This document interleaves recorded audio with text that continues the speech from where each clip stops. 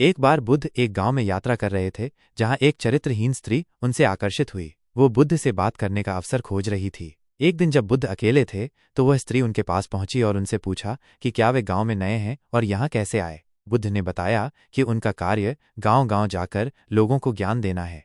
स्त्री ने उनकी युवावस्था में गेरुआ वस्त्र धारण करने का कारण पूछा। बुद्ध ने बताया कि उन्होंने जीवन के 3 सवालों, बीमार आदमी, बूढ़ा व्यक्ति और मृत्यु के जवाब खोजने के लिए ऐसा किया था। इन सवालों के जवाब मिलने पर उन्हें ज्ञात हुआ कि सब कुछ नश्वर है और शरीर एक दिन मृत्यु को प्राप्त होगा, इसलिए उन्होंने संसार का मोह छोड़ दिया है। बुद्ध की बातों से वह स्त्री बहुत प्रभावित हुई और उसने उन्हें अपने घर भोजन पर आमंत्रित किया, जिसे बुद्ध ने स्वीकार कर लिया।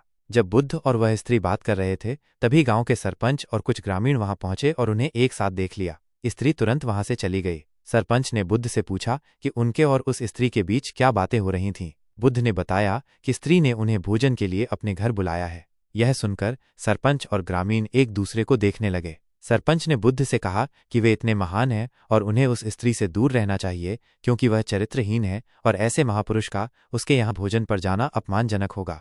बुद्ध ने पूछा कि क्या पूरे गांव में सिर्फ वही स्त्री चरित्रहीन है। सरपंच ने बताया कि उसने कई लोगों का घर तोड़ा है और पुरुषों को अपने रूप के जाल में फंसाती है।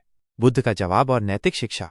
तब बुद्ध ने सरपंच से पूछा कि क्या वे उन्हें एक हाथ से ताली बजाकर दिखा सकते हैं। सरपंच ने कहा कि एक हाथ से ताली नहीं बज सकती। बुद्ध ने कहा कि उन्हें इस बात का तो ज्ञान है कि ताली एक हाथ से नहीं बजती, तो यदि वो स्त्री चरित्रहीन है तो इसका अर्थ है कि गांव के पुरुष भी चरित्रहीन हैं। बुद्ध की यह बात सुनकर सरपंच और सभी ग्रामीण शर्मिंदा हो गए। बुद्ध ने स्पष्ट किया कि कोई भी गलत कार्य तब तक नहीं चल सकता जब तक कोई दूसरा उसे समर्थन न दे, इसलिए किसी एक पर दोष लगाना पूरी तरह से गलत है। उन्होंने कहा कि उनका गांव-गांव जाकर यात्रा करने का कारण अपनी शिक्षा को फैलाना है और ये हर किसी के लिए है, चाहे वो चरित्रवान हो या चरित्रहीन।